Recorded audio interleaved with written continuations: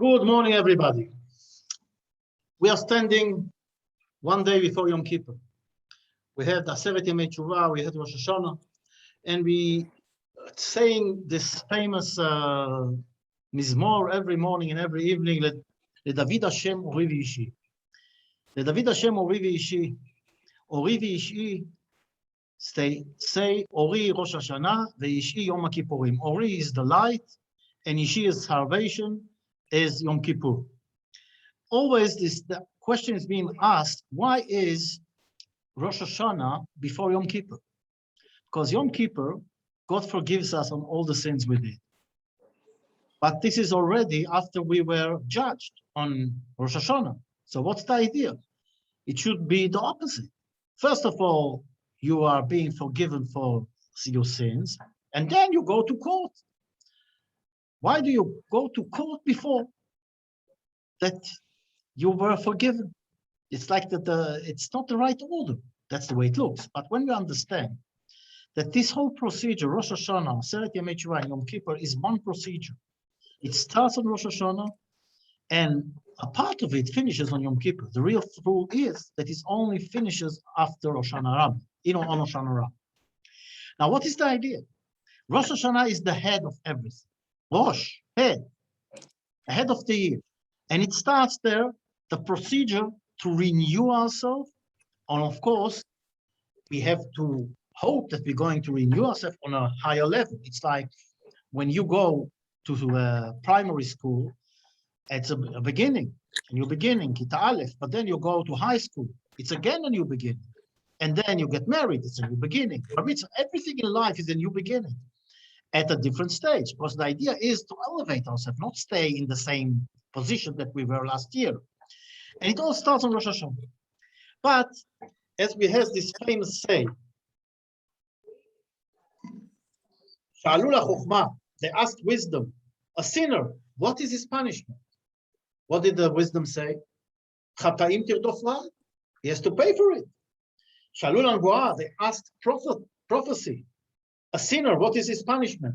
He says, what do you mean? Amra nefesh hachoteti tamut. He should be killed. Ask the Torah, a sinner, what is his punishment? Said the Torah, bring a sacrifice and it's going to be forgiven. Then, this is everything good when there is a Bet HaMikdash, but today we haven't got Bet HaMikdash, so we cannot bring a sacrifice. But then they asked the Kodesh Baruch Hu, ask God, Shalu HaKodesh Baruch Hu, Chotem HaOnsho, a sinner, what is his punishment? And the Kodesh Baruch Hu says, Ya'aseh tshuva v'yitkaper. You do tshuva. But here we have to understand, what does it mean? Because it's not logical and it's not right that if somebody sins, that is going to be forgiven like he didn't do anything. There is a law. Nobody is above the law, but there is one that is above the law, and that's the king, the one who made the law. He can cancel the law. In other words, if I want the forgiveness of the Kodesh Baruch Hu on Yom Kippur, I need to crown the king on Rosh Hashanah. And the minute I crown the king, and I take the Kodesh Baruch Hu as my king, then the king can cancel the verdict and change everything. That's why Rosh Hashanah has to be before Yom Kippur. Then we have also need to understand that this is not a joke. Everything that happened this year and terrible things happened, we all know. Also big miracles, like yesterday with the building collapsing in Holon, I think. Think about it for a minute. If nobody would notice the problem, and the engineer wouldn't say that you have to leave the building, and people were living there, we cannot even imagine the disaster. Terrible. All those people. But a miracle happened. And from the other side, we had the catastrophe of Meron, and we had other catastrophes, and the corona, and people dying, and all over the world, floods and fire. This all was decided last year between Rosh Hashanah and Yom Kippur. And today, we are in the same position. And we have to understand how serious it is. And there is this Hasidic story they say about a king that had one of his ministers. He loved him very much. He was a very good friend. But one day he betrayed the king and did something terrible. And here the king knew he has to punish him, and everybody has to learn from this punishment, that it doesn't matter how close you are to the king. If you betray the king, you have to pay for it. So it was decided that they're going to put him in a glass room with all the furniture and everything. But one thing, no food and no water. So they put it in the center of town, and everybody was looking and watching the friend of the king that betrayed him, sitting there, watching television, reading papers. In the first day, it looks like no punishment, but no water, no food. Second day, he was weak. The third day, fourth day. And after a few days, he was crawling on the floor, didn't have any strength. And then, at the sixth day, I think, happened the worst thing. He was starting eating his flesh from his hand. Terrible. At the same time, a guy that lived far away came to see the punishment of this guy. He comes and looks, and he doesn't understand. He sees this guy is eating meat. And he asked the people around, what's going on here? This guy is eating meat, enjoying life. What punishment is this? It's so stupid. Don't you see what meat he's eating? He's eating his own flesh. And that's exactly what's happening with us sometimes. We run after all the joys of this life, eating our own flesh, our own meat, eating ourselves, not understanding what do we do in this world. This world is not about eating and drinking. This world is about worshiping God, getting closer to God. This world is only a passageway to the next world. In this world, we can ask whatever we want, but in order that we use those things to get closer to God as tools, not as the goal. This is not what we have to achieve in this world. We have to have the best, and it's no problem. You can ask all the best things of this world. Parnasa, good life, health, everything. But not make the means as the main thing. The means are only tools to get to the main thing, which is Olam Haba, which is getting closer to God, loving people, loving each other. That's why we're here. And sometimes, thinking about this, there's this famous story about the king had a son, and the son wasn't exactly the best son. And he went on bad ways, and he was really doing terrible things. One day the king had enough, and he threw him out of the palace. But after a while, a week later, 2 weeks later, he was starting to worry about his son. What happened to him? So he sent messengers to find his son. And they were going all around the country looking for him. And one of the groups, two of the ministers of the king, they found tracks, and they were following the tracks. And in the middle of nowhere, suddenly they hear a soft voice. Atzilu, help, help. They get closer and they see this big hole in the ground, very deep. And the son of the king is there shouting. He couldn't shout anymore. Help! He broke his legs and he cannot get out of the pit of this hole. And there is a problem. Yes, they brought with them medicine, food, but they cannot go into the hole in the ground. Why? It's too deep. They don't know what to do. But they have to save the prince, the king's son. So they jump in, and one of them breaks his legs. And then they use all the medicine they have and the bandits and thing and the food. In the meanwhile, the king in the palace, everybody's coming back. Didn't find the prince. But he's got those two ministers. They didn't come back. So, first of all, it's a good sign, but then it's also a bad sign. Who knows what happened? So the king decides, I have to go and see what's happening. And he goes and he finds the tracks of those two ministers. And he's going, and suddenly he hears voices, help, help. Gets to the pit, to this hole in the ground, and he sees his son with the two ministers there, down there. So he's asking them, what's happening? What do you want? So the prince says, oh, my father, I'm very hungry. We finished all the food. Maybe send us some food. And one of the ministers says, you know, I need a shiur for my daughter. And when I'm here, I cannot do this. Maybe the king can find a shiur for my daughter. And the other one says, you know, I left my home.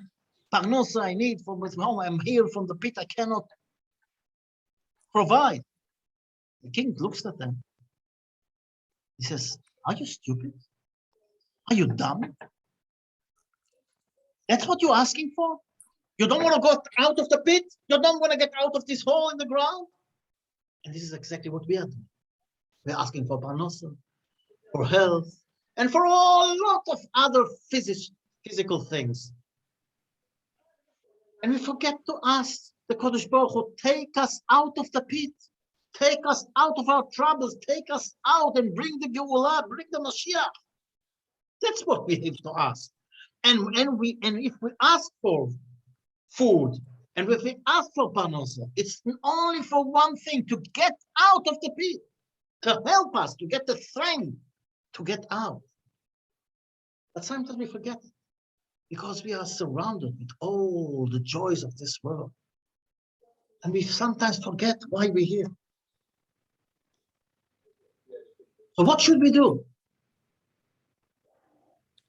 There are a few things to do. First of all, those 13 midot, the 13 things that we say, Hashem, Hashem, El Rachum Vechanun, Erech Apayim, Rav Chesed Ve'emet. It's the mercy of God. He is merciful. He is a giver. So our sages say, of those 13 midot, never come back with nothing. You always can win. It's going to save you from everything. So some people think that to read those 13 things is that's what you should do. No. The Gemara says, Mahu rachum gam. He is merciful, you should merciful. He is forgives, you should forgive. If you want to stand in front of God and ask for forgiveness, for his mercy, God is going to ask, how did you behave with your friend? Did you have mercy on him? Did you forgive him? If you did it, I'm going to forgive you. But if you didn't, what do you want from me? And this is the idea.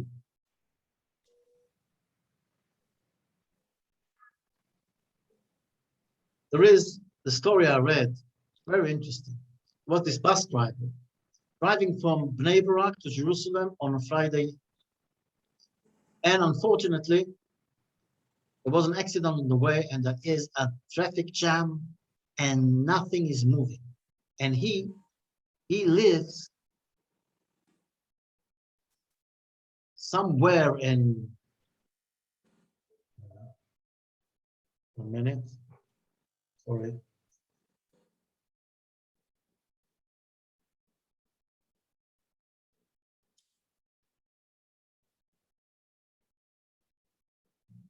He lives somewhere in the south, and he's starting to get worried. that is not going to get back on time for Shabbos home. The traffic starts to move, but it's moving slowly. In the meanwhile, there is this young guy, and he goes around all the passengers, and he's whispering something in their ear. Baruch Hashem, they got into Jerusalem to the first stop. And normally in this first stop, a few people go down, but then he had, I think, more than a dozen stops, 12, 13, 14 stops all around town. And he's very impatient because he wants to do it quickly. Maybe you could make it. So he's waiting for those few passengers to go down, and they go down, and they go down. And suddenly he finds out that the bus is empty. Everybody went down with all the packages, with all the wagons, with all the agalot, with everything, the youngs, the old. This young guy was going around whispering to the people. He told them, we have to do something for this driver. He has to get home, as they heard on the way where he lives. He was worried about it. So let us all get down on the first station. Yes, some of us will have to take a taxi home. Some of us will have to walk home. But at the end of the day, we all will get in time for Shabbos. But if he has to bring us all to all the different stations, he will never make it. I love this story. This is the way to go through Rosh Hashanah. If we do the good in the eyes of God, if we love others, if we help others, if we are givers, and says David HaMelech, this one thing I'm asking for God, sitting in the house of God all the days of my life. And what's the meaning? Can you sit all 24/7 at the house of God, in shul, in the temple? David HaMelech, he runs the whole kingdom. Right, doesn't need to eat, to sleep, and to rule. But the idea is, whatever we do in life, think about God. God is with you. He's everywhere. He's now with us. Is God going to love what we're doing? And if you live like this, and especially at those 10 days, and Yom Kippur, this is our chance. This is our last chance to change everything. And we can do it because our Father in heaven, he loves us. He only wants the good for us.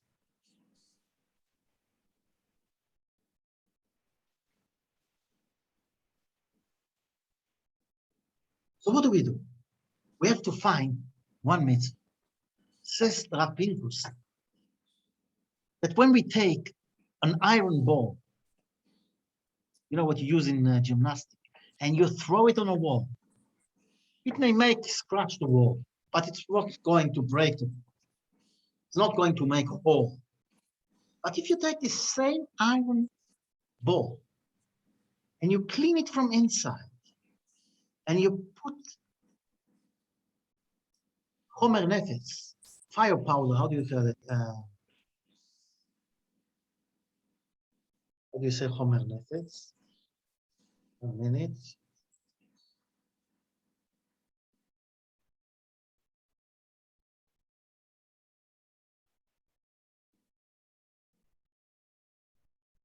So explosive. You put explosive into this. And now we have very thin shell from iron. And it's all full with this explosive. And you throw it on the wall. This small ball is going to make a hole in the wall. Says the Rav Pinkus. We have 613 mitzvahs. It's like 613 gates to Kadosh Baruch Hu, to the hall that we're going to be with the Kadosh Baruch Hu. That's the entrance. Now, to make all those 613 mitzvahs is difficult, and if we say the truth, it's impossible. And by the way, there's only one way to do it, if we're all together, which is another lesson. But Rav Pinkus said, choose one mitzvah, but do it to the end, throw it.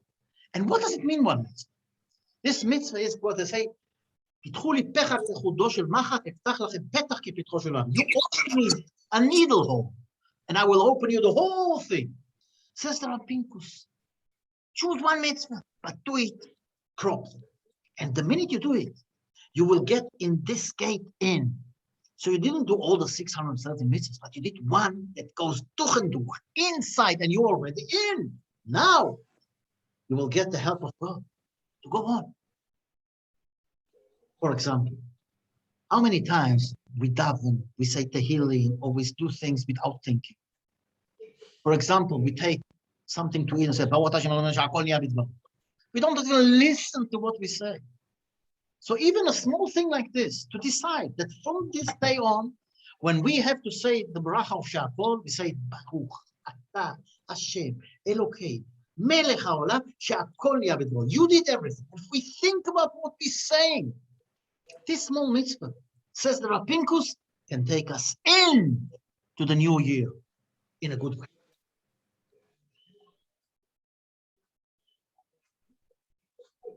I want to finish this with another story, because through the stories, we realize and understand what it's all about. There is, the Rav Shvadron brings, Zatzal brings a story about a guy that had a son that went and far away with the wife, with the children. And the father wanted to see him. So they used to write to each other. And he asked his son to come, and they did quite a few appointments. I'm going to come there, but unfortunately, the son was very busy, and he didn't make it. Every time there was a different excuse. So one day the father says, you know what, my dear son? I'm going to come to you. You cannot come to me, I'll come to you. Oh, beautiful, very nice. And he was so happy about it. He went and bought presents and more presents. Every day he bought another present. Until he got to the flight, he was full with presents to his son, to the colored, and to the grandchildren. And he was so happy that he's going to meet them in a few hours. Goes on the plane, and Baruch Hashem, they get to the destination. He gets down from the plane with all the presents in his hands. And to meet his son, say, we'll have a sign, balloons, gets out in the airport, looks around, nobody's there. So he thinks to himself, you know what, maybe he couldn't make it to the airport. He's going to be in the train station. He takes the train to the town where his son lives, and he's all excited. Goes he's getting more and more excited. And Baruch Hashem, he gets down in the train station, looks around, nobody's there. Nobody's waiting for him. Now, he's got mixed feeling. Maybe something is wrong. Maybe he couldn't make it. Takes a taxi. And he's quite worried. And he gets there. And it's already night. And there is hardly a light in the street. And he gets near the house of his son. And it's all done. He was thinking, well, at least he's going to put balloon signs, Baruch haba, welcome, my dear father, something on the door or thing. Nothing. So now he's really worried. So he's knocking at the door. But he's answering. How he goes right. What's happened? Knocking again. Suddenly he hears a voice. Yes. My son.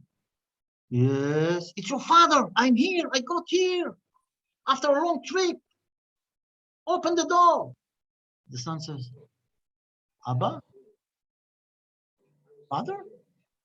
Oh, you know, I already washed myself. I put my pajamas on.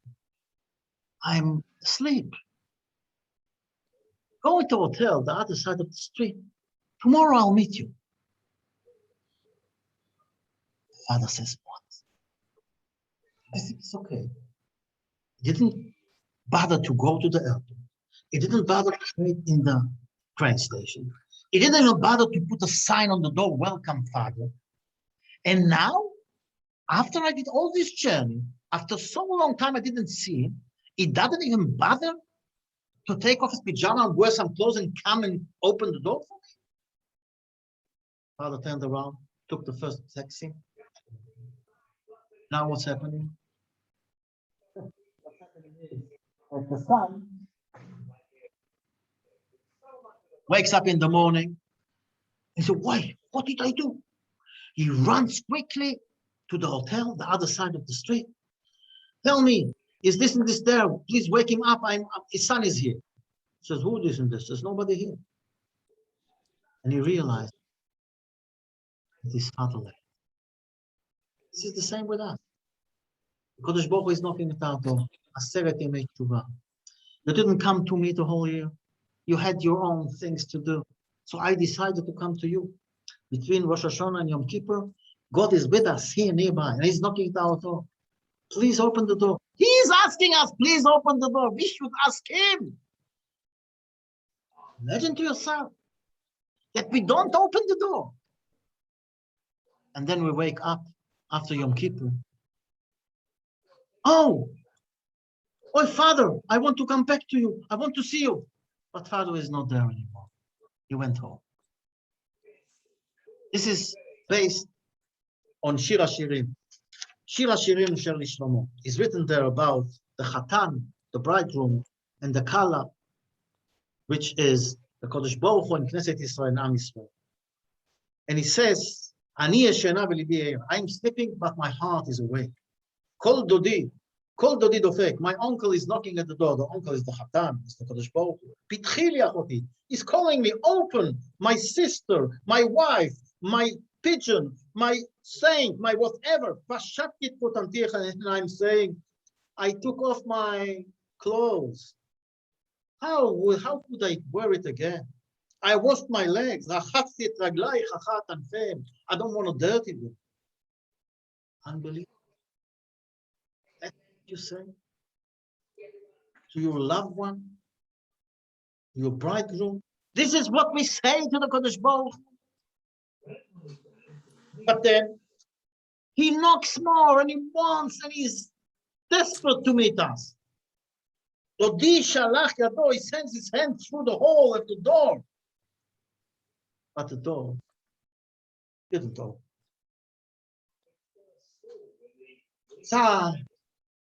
Suddenly, Baruch Hashem, Kamti, I got up. Ani liftoch to open for my uncle, to open to my Bible, to open to the Kodesh Baruch Hu.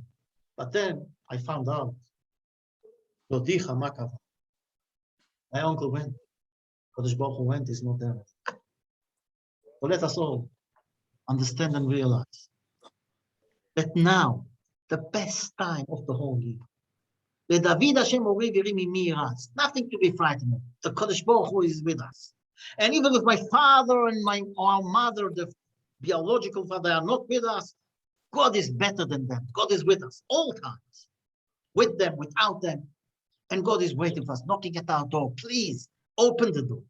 Who is stupid enough not to wake up after the shofar blowing in Rosh Hashanah, in the Aseret Yemei Teshuvah, and on Yom Kippur, not to wake up and open the door and decide to do one thing, which is going to open the door. One small thing, a clever bomb, explosive in a small ball, but it's going to go through the door, open the door, and the Kodesh Baruch Hu will welcome. Zrat Hashem, if I did anything wrong through the year, slicha mechila v'chapara, asking your forgiveness, and I'm wishing us all Shana Tova, Ktiva v'chatima Tova, B'ezrat Hashem, B'mehera b'yameinu, that God will bring us the Yeshua, the Geulah, not praying only for the Parnasa, praying for Parnasa is going to bring us the Geulah, to get us closer to God. B'ezrat Hashem.